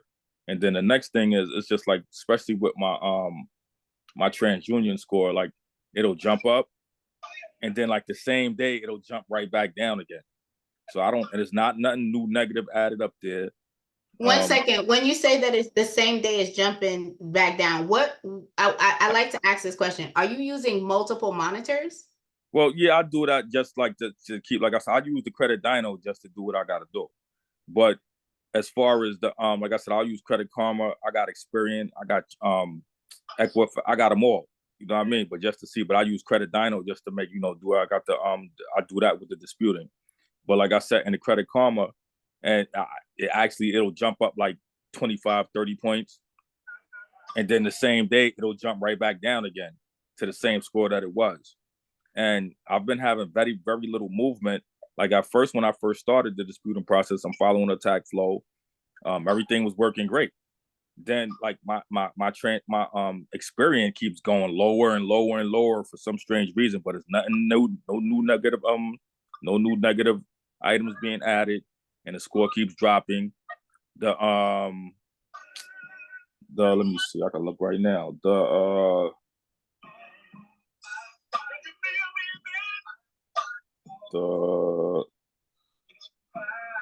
The TransUnion is staying the same. No, it's the Equifax that's jumping up and down. Like I said, the Equifax that jump up like 25, 30 points, and then the same day it'll jump right back down again. And like I said, I got all of the apps. Like I pay for them just to look and see what's going on as far as monitoring. So I'm really not too concerned about that because it just jumped up again and it actually stayed there. But like I said, with this TransUnion and with this Experian, ain't nothing happening. I'm following the flow. And like I said, it's like these two medical accounts, the area that I live in, and the three people that I'm doing, we all got the same medical. It's like this one company that's up there that handles all that medical claims, like I said, and I don't know what's going on with them. I just can't get that removed for some strange reason. Okay, so I want to clarify something because I think that when we're talking about credit repair, there's an assumption that everything is going to be removed. So I want to tackle each part of what you're saying, and I thank you so much for jumping on the call and actually like asking these questions. So number one, I want to start off with your credit monitoring. I do not care if you have every single credit monitoring under the sun. I want you to not focus on Credit Karma. Your Credit Karma should only be leveraged to see adjustments in a 7 to 10 day window, meaning did they add something to your report or have they taken something away? You are never paying attention to the Credit Karma numbers itself. The reason being is that with Credit Karma, if they put a comment on something that's going on, Credit Karma would drop your score. A comment does not drop your score, guys. So be clear that you're only leveraging Credit Karma to see if something's been added or deleted. If Gotcha. you are using Experian, Equifax, and TransUnion FICO scores directly, then you're going to focus on those FICO score numbers only. Has those numbers changed month to month? If the answer is no, Credit Karma means absolutely nothing for you. You're only leveraging that to see activity if something has been added or removed. That is it. That is all.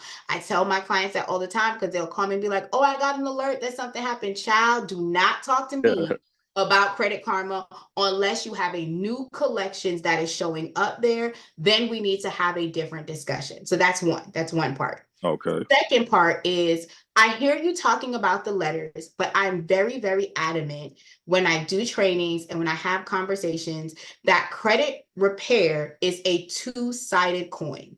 The letters is one-sided and what you do on your profile is another side. So when you're saying to me, I'm writing the letter, and this particular medical debt is not going away, my numbers are dropping and I'm not understanding why, then we need to talk about what is your balances looking like? What are the accounts that are positive that are showing on your profile looking like? So we can have a conversation. Are you salsa and merengueing like you're supposed to, so that you can actually receive the full points that you're supposed to get in your full activity, right? Because it's a nuance. Thirdly, when we're talking about disputing, you can only have an item removed if there is errors, if it's outdated, or if it's erroneous. If that bill is due, if that is a proven, that there's nothing that company that has done illegal, immoral, unethical, right?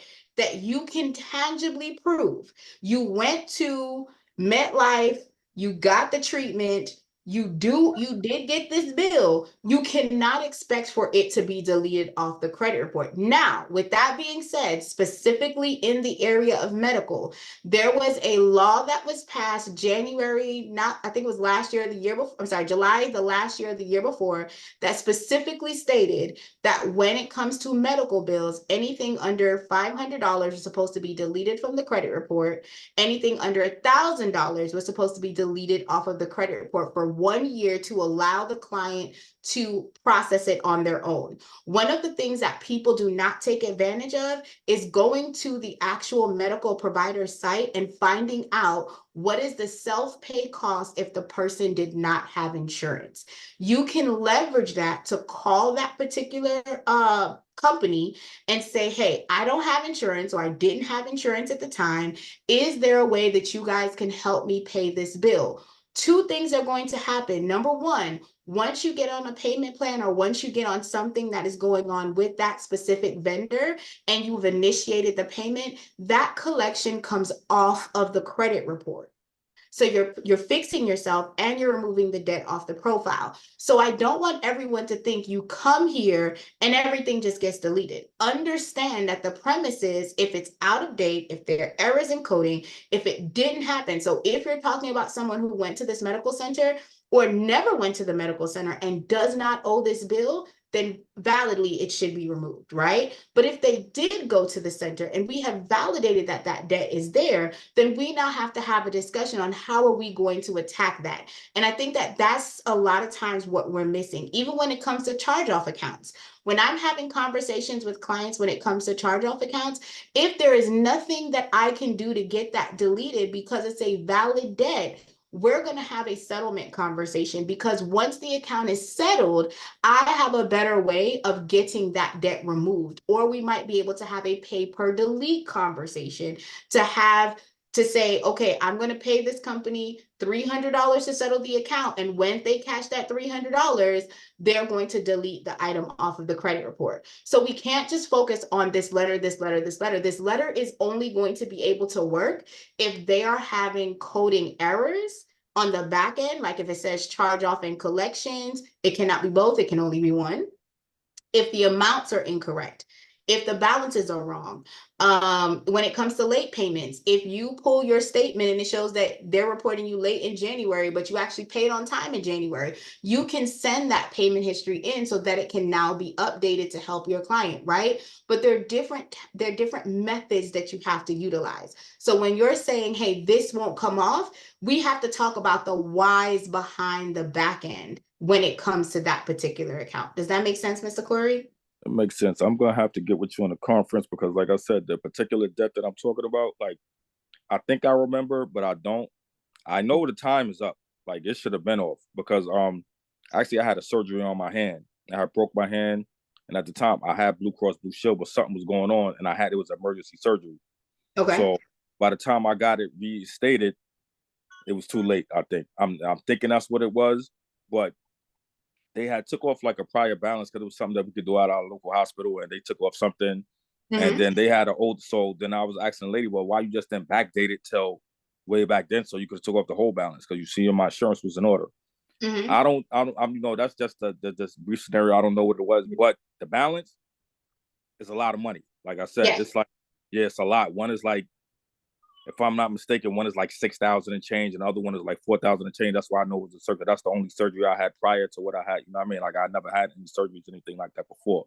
And I had to get 2 particular surgeries on my hand. So, but like I said, that one particular company, like everybody that got a medical debt is them. You know what I mean? And they're really hard to deal with. So, besides, everything else is kind of, and then, the next thing that I wanted to say, because like I said, I've been trying to get on these meetings so long, but my time be kind of messed up. Every time it's like, I'll send a dispute. I'll send whatever corresponding things that I need to send. If they send something back, I know how to use that, go to the other letters. Then I'll get an update saying that, the account's been updated. But I don't see nothing I don't see what they changed or anything that, I can't personally feel like. I'm not a credit expert. So I don't know if they changed a period or a number, or, it might be any little nuance that they could have did. And they said they updated the account, but I've been getting that a lot. So that's the next question I wanted to ask. So that again would still have to be with the one-on-one call, because we would have to look at the credit report month to month for you to see what it is. So when you're saying not an expert, you're not an expert right now because you're having to learn how to read the credit report. So that would be like, that's why I always say, when you're trying to learn, you have to fall back with what was on the credit report. I don't care if you print it out and highlight the differences. You can do old school if that's how you want to do it, but you have to have a clear process for you to see what was on the report last month versus what was on the report this month. Okay, all right, that's cool. I ain't gonna take up the rest of your time. Just send me that link again so I can set It's already in the chat.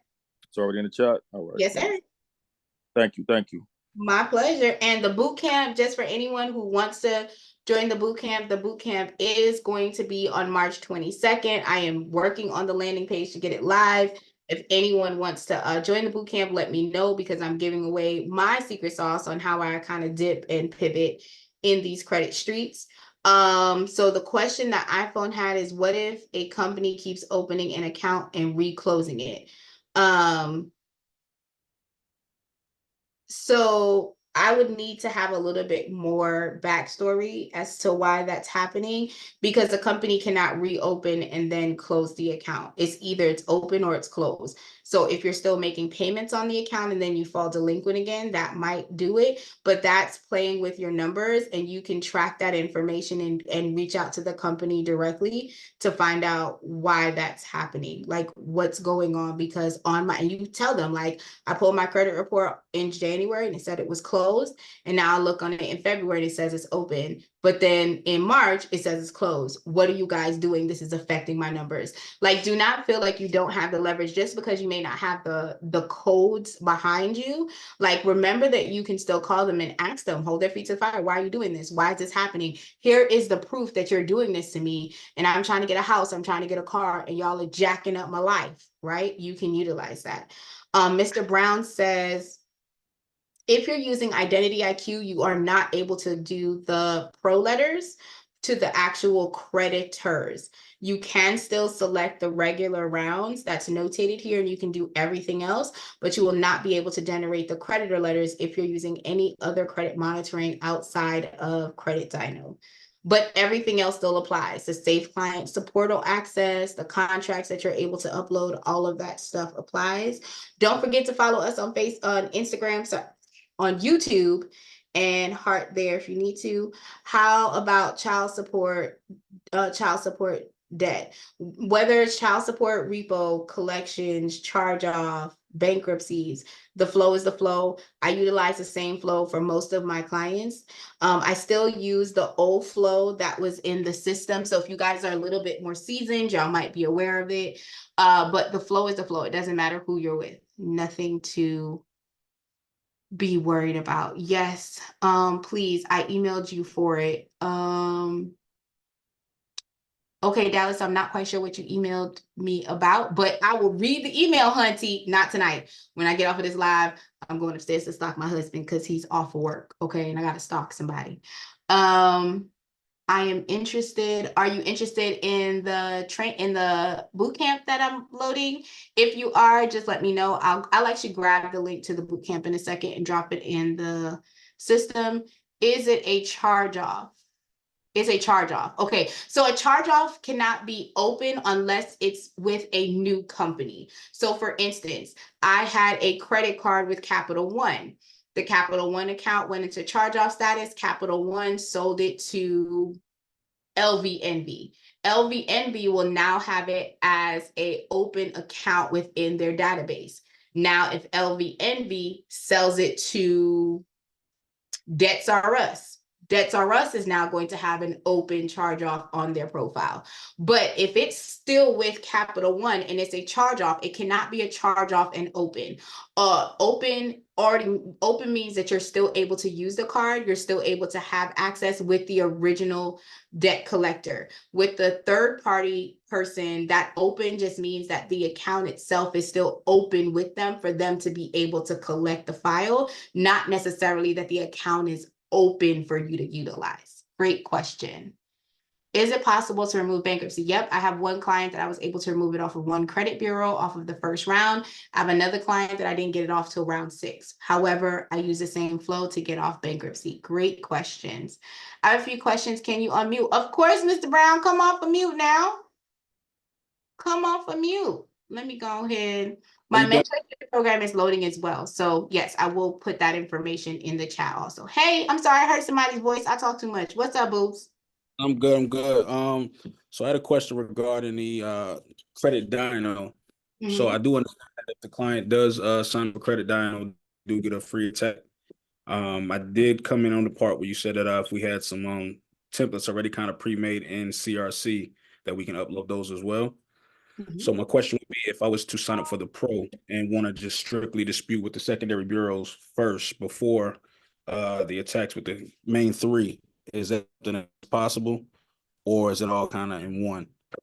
Nope. So as you see here, this letter, so these letters are specifically for the credit bureaus. If you go into the static letter option, these are for the secondary bureaus. Again, you tell the system what you want it to do.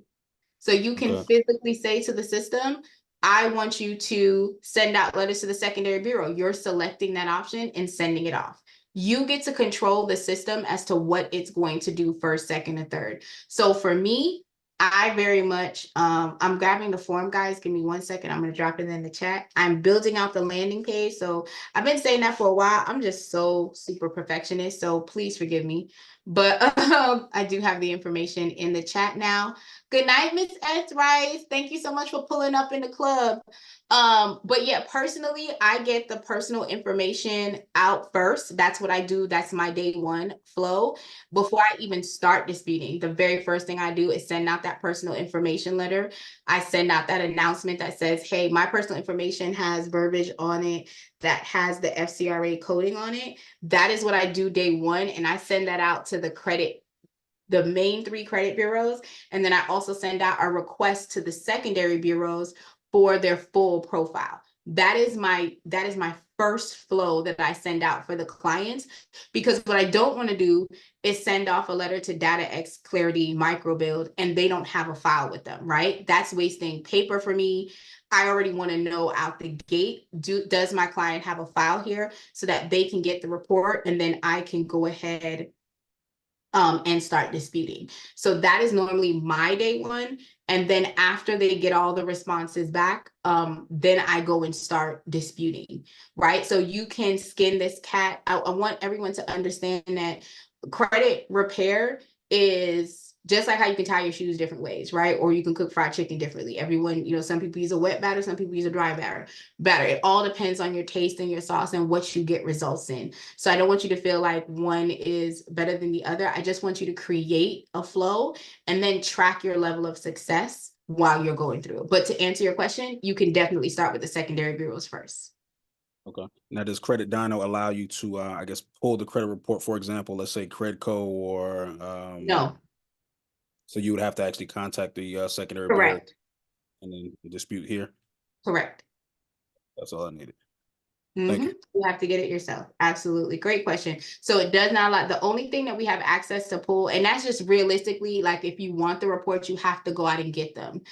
So it's not a situation where you're able to, what's the verbiage I'm looking for? It's not a situation where you're able to kind of like pull it through the database, because it's only, Credit Dyno is only linked to the 3 credit bureaus. David dropped the difference between Metro 2 and factual disputing in the chat. The best verbiage or the best explanation I can have is factual disputing or traditional disputing is based on this is incorrect, this is out of date, so on and so forth. Where Metro 2 is a little bit more deep dive, it goes into the coding of the document. So there's a certain coding that is applicable to a charge-off account versus a collections account. And there are other codings that are in the names, the addresses, how the reporting goes. So all of that is impacted at one time. So, but there is a video that is available for you guys to see the nuances between the two. Mr. S says, can you recap on the collections being open? So if the account is charged off with the original creditor, it should be closed. It should say charge off and it should say closed. When it's with a collection company, that is where you may see that it says open, because with the collection company, it is an open account for them to collect on, not that the account itself is open. That was what I was trying to explain.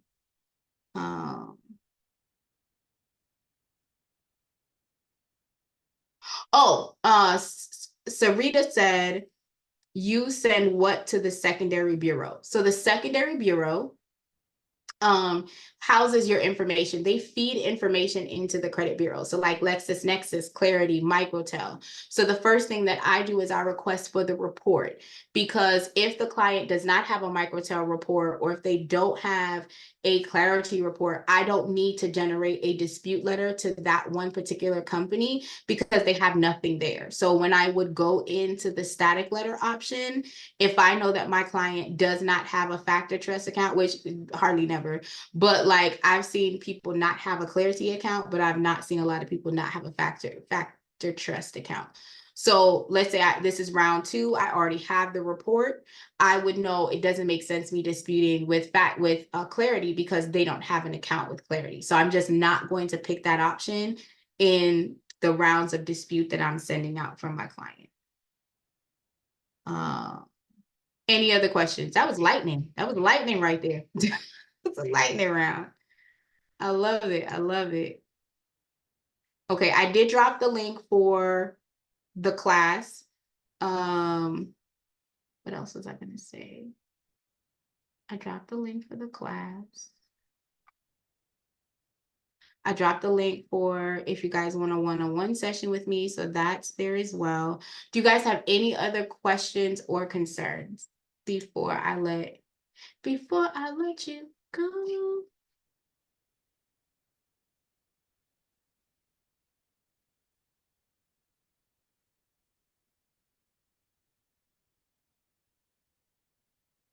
Any other questions, guys?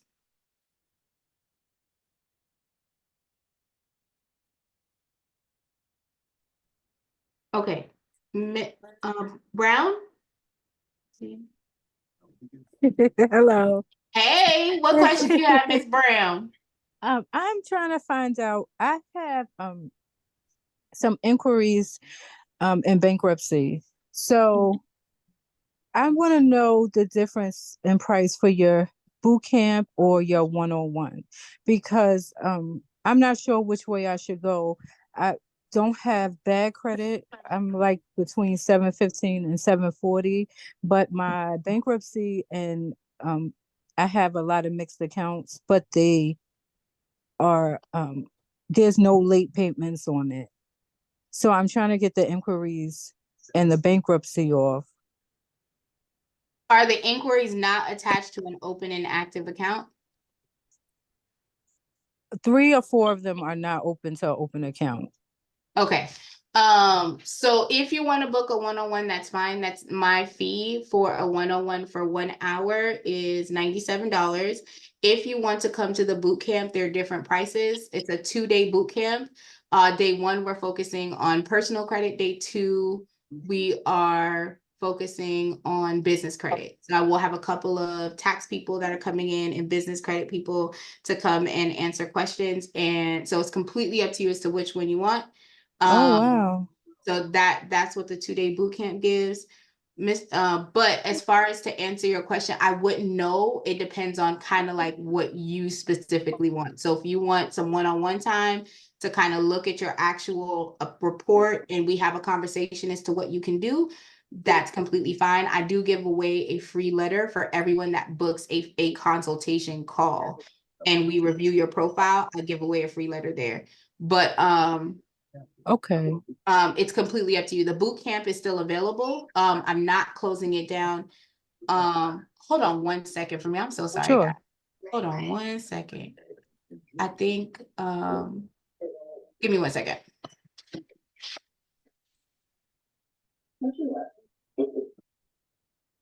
Not watching anything.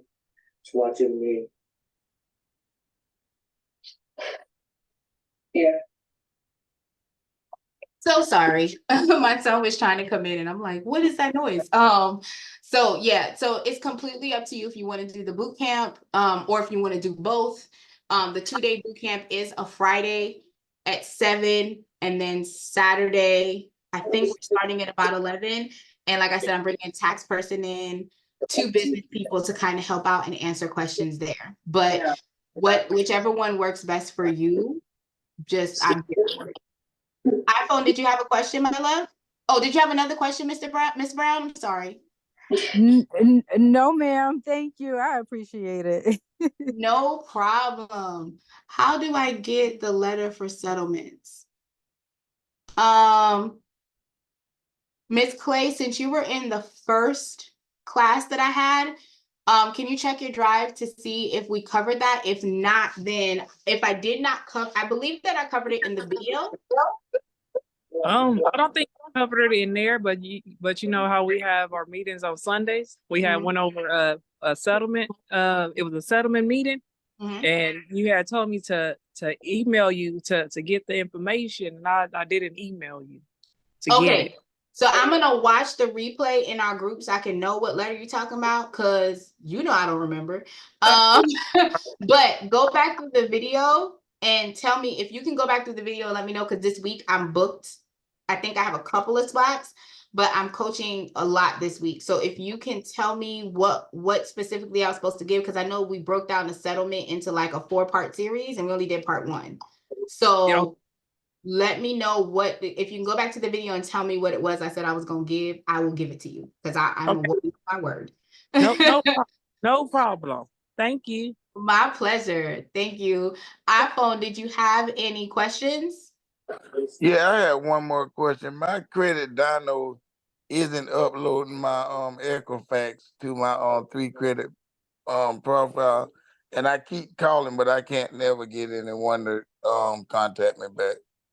I would say to shoot them an email. I will drop the email in the chat for you to have as well. Okay. All right, great question. And then Dino said landing page information. Are you talking about for my credit bootcamp? that's coming up? Because I did drop it in the chat. Okay, let me drop it one more time for you to grab it. That is the form right there to sign up for the boot camp. And the Facebook group is being built right now. And we're getting all the back end stuff together. So I'm super excited. On the 22nd, y'all gonna have a workbook. Y'all gonna have some really good stuff that's going to be available for y'all to have in real time. If you click on the form, you can get all the information, but it's on the 22nd and the 23rd of March. Great question. Great question. Any other questions, guys?